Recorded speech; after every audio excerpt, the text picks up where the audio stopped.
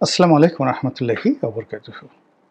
সম্মানিত দর্শক, আজকের যে শিরোনাম অতি আশ্চর্য একটি শিরোনাম, আপনাদের অনেকের কাছে এটি অসম্ভব বলে মনে হতে পারে। আমি ইতিহাস থেকে অন্তত বেশ কয়েকটি গুরুত্বপূর্ণ উদাহরণ দিয়ে আজকের যে শিরোনাম সেই শিরোনামটির যথার্থতা প্রমাণের চেষ্টা করব। ডক্টর মোহাম্মদ ইউনূসের সঙ্গে শেখ হাসিনার কি আসলে আগামীতে কোনো সম্পর্ক হতে পারে কি পারে না, এগুলো একটা প্রশ্ন। ২ নম্বর হলো শেখ হাসিনা বাংলাদেশে আসার জন্য চেষ্টা করছেন, তিনি পারবেন কি পারবেন না, দ্বিতীয় প্রশ্ন। আর তার আসার ক্ষেত্রে বাংলাদেশের তিনি যদি আসতে চান তাহলে কয়েকটার বিষয় ঘটতে হবে। প্রথমত, তার জন্য ভারত ঝুঁকি নেবে, এবং তাকে বাংলাদেশে পুশিং করার জন্য ভারত দরকার হলে ইনসার্জেন্সি চালাবে, সবচেয়ে ডেঞ্জারাস একটি যাকে বলা হয় আশঙ্কা। দ্বিতীয়ত হলো যে বাংলাদেশে যারা শক্তির বলয়ে রয়েছে, আমলাতন্ত্র, তারা তাকে আহ্বান জানাবে। ৩ নম্বর হলো ইরানের মতো একটা বিপ্লব হবে বাংলাদেশে, সমস্ত জনগণ আওয়ামী লীগের নেতৃত্বে শেখ হাসিনার জন্য অপেক্ষা করবে। ৪ নম্বর হলো রাজনৈতিক দলগুলো, বিশেষ করে বিএনপি, জামাত, তারা ঐক্যবদ্ধ হয়ে যে কোনো একটা কারণে শেখ হাসিনাকে আনবে।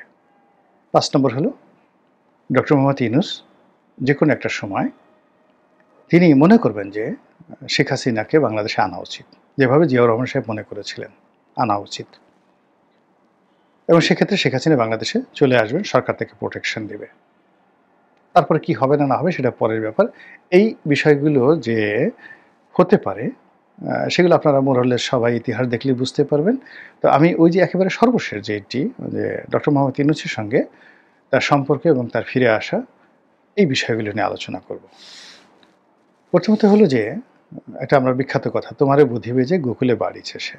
আপনার ঘরের মধ্যে যে রয়েছে আপনার স্ত্রী, পুত্র, সন্তান থেকে শুরু করে আপনার একান্ত আপনজন, তারাই আপনার শত্রু। আপনি মহাভারতের যুদ্ধের কথা বলেন, ইলিয়াড এবং ওডিসির কথা চিন্তা করেন, আরও যা কিছু চিন্তা করেন, আপনি দেখবেন যে এ সবই ছিল ভাতৃঘাতী এবং আত্মীয় স্বজনের মধ্যে, বন্ধু বান্ধবের মধ্যে ভুল বুঝাবুঝি, শত্রুতার কারণে এরকম বিশ্বযুদ্ধর মতো ঘটনা ঘটেছে। প্রাচীন যুগে তো আর বিশ্বযুদ্ধ সম্ভব ছিল না, সবচেয়ে প্রলয়ঙ্করী যুদ্ধগুলো তখন সেই সময়টাতে হয়েছে। এই হলো এক। ২ নম্বর হলো যে মানুষের জীবনের সবচেয়ে আশ্চর্যজনকভাবে পৃথিবীর সবচেয়ে যত বড় মানুষ, মানে লেদু কেদু ধলা নয়, সাধারণ মানুষ নয়, আলেকজান্ডারের মতো মানুষ বা আরও অনেক বড় মানুষ, তারা যে কর্মগুলো করেছেন সেখানে তাদের জীবন যারা বাঁচিয়েছেন, দেখা গেল যে সবচেয়ে তাদের যে ডেড এনিমি, শত্রু, সেই শত্রু তাদেরকে বাঁচিয়েছে, শত্রু তাদেরকে মারেনি। আবার তারা যে বন্ধুত্ব করেছে সারা জীবন, 10 বছর, 15 বছর, 20 বছর যাদের বিরুদ্ধে যুদ্ধ করেছে তাদেরকে তারা বন্ধু বানিয়েছে, সন্ধি করেছে। তো সেই ক্ষেত্রে ডক্টর মোহাম্মদ ইউনূসের সঙ্গে শেখ হাসিনার বন্ধুত্ব হওয়া এটা কোনো বিষয় না। ইতিহাসে এরকম হাজার হাজার ঘটনা ঘটেছে, তার কয়েকটি ঘটনা বলবো। ২ নম্বর হলো যে এখন যদি আপনি বাংলাদেশে ধরেন, এই মুহূর্তে ধরেন ডক্টর মোহাম্মদ ইউনূস সেফ এক্সিটের কথা চিন্তা করেন, তিনি ক্ষমতা হস্তান্তর করতে চান একটি সুসংগত রাজনৈতিক দলের হাতে। আপনার কাছে কি মনে হয় কোন রাজনৈতিক দলটি সবচেয়ে সংখ্যাধিক্য? এখনও তাদের কমান্ড আছে, এখন তাদের নেতা আছে, এখন তাদের নেতার হুকুমে কর্মীরা যাকে বলা হয় রাস্তায় নামে, এবং যিনি প্রধান সেনাপতি, দলের প্রধান, আপনি তারেক রহমান সাহেব, জামাতের আমির জিএম কাদের এবং শেখ হাসিনা, এই চারজনকে আপনি এক পাল্লায় রাখেন, আপনি দেখেন তো কার সাহস বেশি।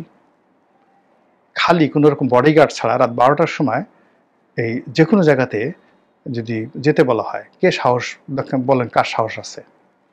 এই 4 জন লোকের কথা বললাম যে এই 4 জনের প্রতিযোগিতা হলো রাত 12টার সময় সবচেয়ে একটি গোলযোগপূর্ণ এলাকার মধ্যে খালি কোনো রকম বডিগার্ড ছাড়া চলে যাবে। আপনার কাছে মনে হয় কে ফার্স্ট হবে? অথবা ধরেন এখন যদি বলা হয় ডক্টর ইউনূস টেলিফোন করেন শেখ হাসিনাকে আর যাকে বলা হয় তারেক রহমান সাহেবকে, আপনারা দুজন কালকে আসেন, বলেন তো কে আগে আসবে? কার আগে আসার সাহস হবে, শক্তি হবে? মানে এই জিনিসগুলো আমরা চিন্তা ভাবনা করলে কিন্তু আমরা অনেক কিছু সমাধান দেখতে পাই। কাজেই এই যে শিরোনাম দিয়েছি এটা নিয়ে আর বেশি কিছু আলাপ আলোচনা করার দরকার নাই। বিকজ এ ধরনের আলাপ আলোচনা মানে অনেকের ধৈর্যহারা হতে পারে, অনেকে রাগ করতে পারেন, অনেকে ভুল বুঝতে পারেন। আমি শুধু ইতিহাসের কাহিনী বলে যাই যে সবচেয়ে বড় যে শত্রু, সেই শত্রুর দ্বারাই সবচেয়ে বেশি মিত্রতা হয়েছে এবং আপনজনের সাথে কিভাবে ঘরের শত্রু বিভীষণ হয়েছে আপনারা সেই কাহিনী বলতে পারেন। এখন ডক্টর মোহাম্মদ ইউনূস যে পর্যায়ে আছেন, তিনি যাদেরকে বিশ্বাস করেছিলেন তারা সবাই তার সাথে বেইমানি করেছে। তিনি নিজে কি করেছেন আমি ওটা সমালোচনা করব না, কিন্তু ডক্টর মোহাম্মদ ইউনূস যাদেরকে বিশ্বাস করেছিলেন প্রত্যেকটা লোক তার সাথে বেইমানি করেছে। এক। ২ নম্বর হলো ডক্টর মোহাম্মদ ইউনূস যাদেরকে মনে করেছিলেন দে ক্যান ডু বেটার, তারা ভালো করতে পারবে শেখ হাসিনার মন্ত্রী এমপি চেয়ে, তারা কেউ ভালো করেনি। শেখ হাসিনার মন্ত্রী এমপি যা করছে মানে তারা তো গিয়া বাথরুমে গিয়া বা মল ত্যাগ করতো, এরা এখন ঘরের মধ্যে জাস্ট নিজেদের কাপড় জাঙ্গিয়াতে তারা মল ত্যাগ করে। আর সেই মল ত্যাগ পরিষ্কার করার জন্য আবার দায়িত্ব কাদেরকে দেওয়া হয় বা কাকে দেওয়া হয় এটা আমি বলতে পারবো না। কেউ বুঝতে পারেন ব্যাপারটা কী অবস্থায় ঘটছে। তো সেখান থেকে তো একটা ভদ্রলোক একটা আশ্রয় চাইবে যে আমাকে সেভ করা হোক, আমাকে সাহায্য করা হোক, আমাকে স্কোপ দেওয়া হোক। সেই স্কোপ তাকে কে দিতে পারে বলেন তো? সে এই বাংলাদেশে এখন যারা আছে তিনি সুপ্র সাহেবকে বিশ্বাস করতে পারছেন? প্রধান বিচারপতিকে বিশ্বাস করতে পারছেন? প্রধান সেনাপতিকে বিশ্বাস করতে পারছেন? ক্যাবিনেট সচিব যিনি আছেন তাকে বিশ্বাস করতে পারছেন? পুলিশের আইজিকে বিশ্বাস করতে পারছেন? স্বরাষ্ট্রমন্ত্রী উপদেষ্টা তাকে বিশ্বাস করতে পারছেন? আসিফ নজরুলকে বিশ্বাস করতে পারছেন? তাহলে এই লোকটা কিভাবে আছে? সে কি বেকুব লোক নাকি? সে তো লেবেন চুষ খায় না। উনি তো যাকে বলা হয় সেই চুইংগাম খান না, তিনি রীতিমতো যা খান করে টাকার উপর সারা জীবন শুয়ে থেকেছেন। তো যারা টাকা উপার্জন করে তাদের মতো হিসেবই মানুষ আর নেই। ব্যাংকের লোক খুব হিসেবি লোক। ফলে তিনি এই যে এখানে বসে বসে একেবারে গণনা করতেছেন, হিসাব করতেছেন কি করিলে কি হয়। এই প্রসঙ্গ বাদ, এখন ইতিহাসের ঘটনায় যাই। যেমন ধরুন প্রথমে বলি আলেকজান্ডারের কথা। আলেকজান্ডারের সাথে যুদ্ধ হলো কার? ক্ষত্রিয় বীর পুরু ভারতবর্ষে, বিশাল যুদ্ধ। ভারতের কেউ তার সামনে দাঁড়াতে সাহসই পায়নি। তিনি আসতেছেন এই কথা শোনার সঙ্গে সঙ্গেই তার খেকে খুশি করার জন্য নিজেদের রাজকন্যা, দাসদাসী, হাতি ঘোড়া, সোনা তার দরবারে পাঠানো শুরু করল। একজন মাত্র মানুষ তার বিরুদ্ধে রুখে দাঁড়ালেন, তিনি হলেন পুরু, ক্ষত্রিয় বংশের একজন বীর রাজা। তো সেই ঝিলাম নদীর তীরে যুদ্ধ হলো। যুদ্ধে পুরু সংগতিকারী পরাজিত হলেন, তাকে শিকল পরিয়ে নেওয়া হলো সামনে। আলেকজান্ডার খুব আশ্চর্য হয়ে তাকে দেখলেন যে এতদিন যুদ্ধ করলাম, কেউ আমার সামনে এভাবে সরাসরি ফেস টু ফেস যুদ্ধ করেনি। এমনকি তিনি যে পারস্যে যুদ্ধ করে এসছেন সেখানেও তৃতীয় দারায়ুস তার সাথে সরাসরি যুদ্ধ করেনি, গেরিলা যুদ্ধ করেছেন। আর এই ভদ্রলোক পুরো ব্যাটেল ফিল্ডে ফেস টু ফেস আমার সঙ্গে যুদ্ধ করেছেন। তো তিনি খুব অবাক বিস্ময়ে তার দিকে তাকিয়েছিলেন যে বীর তো বীরকে বুঝে, কাপুরুষকে চিনে, চোরকে চিনে, চোরটাকে চিনে, এটা দুনিয়ার নিয়ম। তো আলেকজান্ডার বীর চিনতে পেরেছেন। তিনি তার দিকে মুগ্ধ দৃষ্টিতে তাকিয়ে তাকে বললেন যে আপনি আমার কাছ থেকে কেমন ব্যবহার আশা করেন? তো তিনি বললেন যে আপনি একজন রাজা, আমিও একজন রাজা। একজন রাজার কাছ থেকে একজন রাজা যেমন ব্যবহার আশা করে আমি তেমন ব্যবহার আশা করি। এক কথায় কেল্লা ফতে। সঙ্গে সঙ্গে তাকে তিনি মুক্তি দিলেন, চেয়ার দিলেন, বসতে দিলেন, তার রাজ্য ফিরিয়ে দিলেন এবং তার সঙ্গে তার একটা বন্ধুত্ব হয়ে গেল। এই গেল অবস্থা। মহাভারতের যুদ্ধ, পাণ্ডব এবং কৌরব তাদের মধ্যে যুদ্ধ হলো। সব মানুষ, লক্ষ লক্ষ মানুষ মারা গেল, শুধুমাত্র অল্প কয়েকজন বেঁচে ছিল। এবং যারা বেঁচে ছিলেন তারা মানে ওই যুদ্ধের উদ্যোক্তা। পরবর্তীতে দেখে গেল তাদের মধ্যে মিল হয়ে গেল। তাদের মধ্যে মিল হলো, কিন্তু ইতিমধ্যে সব সৈন্য সামন্ত সব শেষ। এ হলো মহাভারতের যুদ্ধের শেষ কাহিনী। এরকম একটা অবস্থা। ভারতের গিয়াসউদ্দিন বলবনের কথা বলি। গিয়াসউদ্দিন বলবনের সন্তান বোখরা খান বাংলাদেশে আসলেন, বিদ্রোহ করে বসলেন পিতার বিরুদ্ধে। বলবন আসলেন তার সাথে যুদ্ধ করার জন্য এবং পরবর্তীতে তিনি যুদ্ধ না করে সন্তানের সাথে সন্ধি করলেন, সন্তানকে ছেড়ে দিলেন। এই গেল এক। আবার বুকরা খানের ছেলে কায়কোবাদ,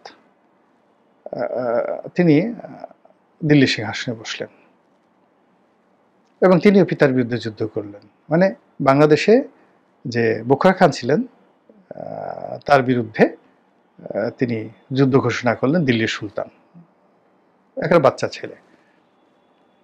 পিতা পুত্রের মিল হলো, খাতির হয়ে গেল।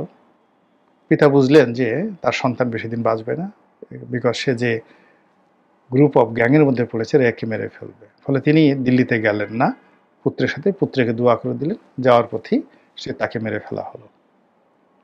আকবরের আর জাহাঙ্গীরের ঘটনা বলি। বিদ্রোহ করলেন জাহাঙ্গীর, যুদ্ধ হলো, বন্দি করে আনা হলো। আবার সেই পুত্রকে তিনি ক্ষমা করে দিয়ে তার হাতে সিংহাসন দিলেন। পরবর্তীতে আবার জাহাঙ্গীরের সমস্ত বিজয়ের পেছনে যে সেনাপতি সবচেয়ে গুরুত্বপূর্ণ ভূমিকা পালন করেছেন তার নাম খানে খানান মহব্বত, জেনারেল মহব্বত, সেনাপতি মহব্বত খান। তো এই মহব্বত খান একবার এই ঝিলাম নদীর তীরে, পাকিস্তানের ভারতের সবকিছু আসলে ঝিলাম নদীর তীরেই মানে অনেক ঘটনা ঘটেছে। তো সেই ঝিলাম নদীর তীরে তিনি আরাম ফরমাচ্ছিলেন। এই সময়টিতে সেনাপতি মহব্বত খান তাকে গ্রেপ্তার করে বসে। কিন্তু তারপরও সে জাহাঙ্গীরকে মারেনি, জাহাঙ্গীরকে বাঁচিয়ে রেখেছিল এবং জাহাঙ্গীর তার সঙ্গে সন্ধি করেছিল। সন্ধি করার পরেও মহব্বত খানকে পদচ্যুত করেনি, তাদের মধ্যে বন্ধুত্ব হয়েছে। এই হলো ইতিহাস।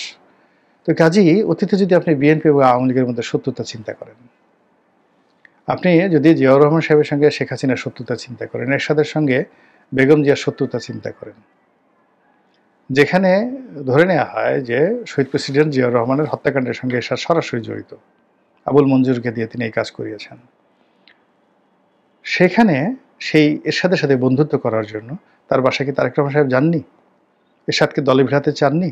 এরশাদকে কি রাষ্ট্রপতি বানিয়ে তারা সেই নিজেরা মানে প্রধানমন্ত্রী হবেন, এই চেষ্টা বেগম জিয়া করেননি? এটা হয়েছে, রাজনীতিতে এটা হয়েছে। আওয়ামী লীগের সঙ্গে জামাতের বন্ধুত্ব হয়নি ৮৬ সনে, হয়েছে ৯৬ সনে হয়েছে। ভবিষ্যতে হতে অসুবিধাটা কি বলেন?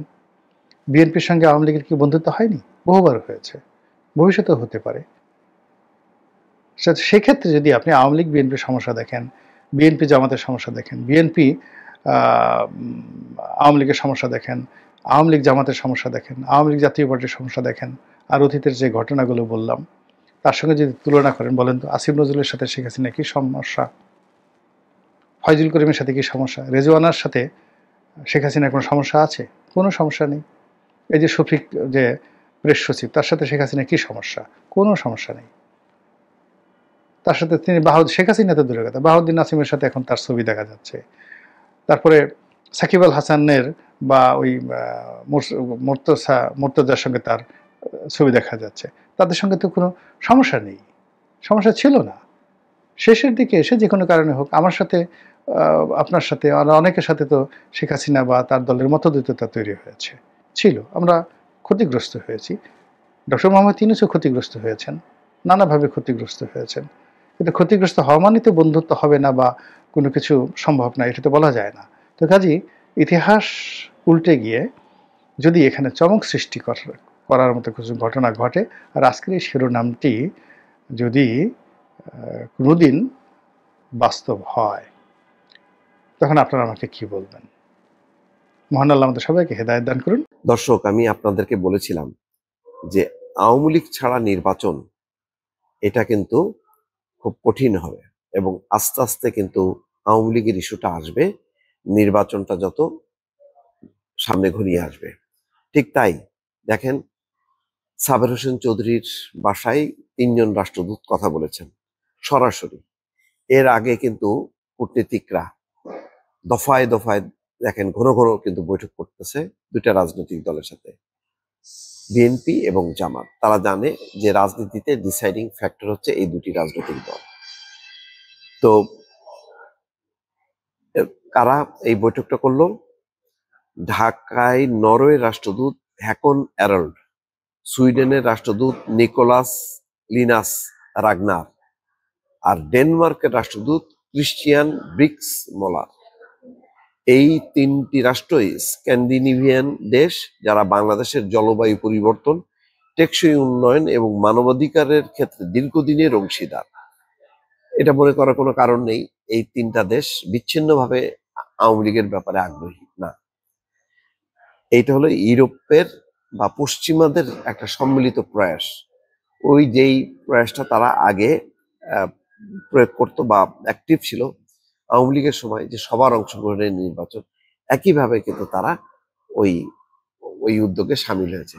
কয়দিন আগে দেখছেন না যে বিএনপির সাথে বৈঠক করছে জাতিসংঘের আবাসিক প্রতিনিধি, কি বলছে? বলছে যে জাতিসংঘ চায় সবার অংশগ্রহণের নির্বাচন।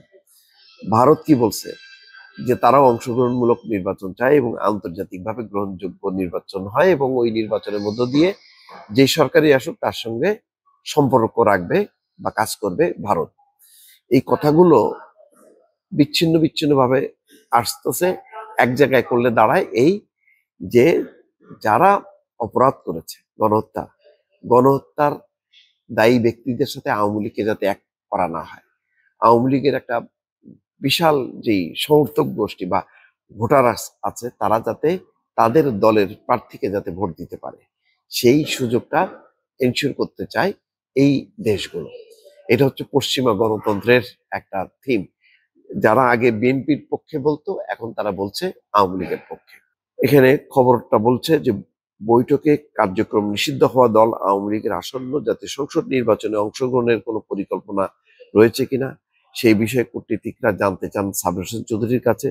এছাড়া কিভাবে দলটির কার্যক্রম ফের শুরু করা যায় তা নিয়েও আলোচনা হয় দুপক্ষে। খেয়াল করেন, সাবের হোসেন চৌধুরীকেও কিন্তু আটক করা হয়েছিল, কিন্তু খুব দ্রুততার সাথে কিন্তু তাকে মানে রিমান্ড থেকে আদালত থেকে কিন্তু জেলে নেওয়া হয়নি, তাকে কিন্তু ছেড়ে দেওয়া হয়।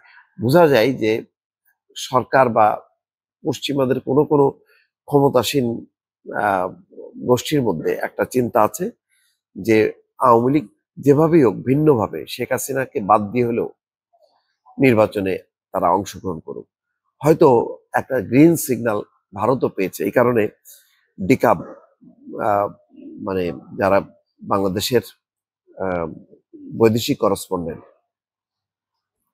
তাদেরকে নিয়ে দিল্লিতে ওই মেসেজটা দিয়েছে যে তারাও অংশগ্রহণমূলক নির্বাচন চায়। তো কেন বলছে? যে সবার অংশগ্রহণের নির্বাচনটা হলে আর অশান্তি থাকে না, এই অশান্তিটা দূর করতে চায়।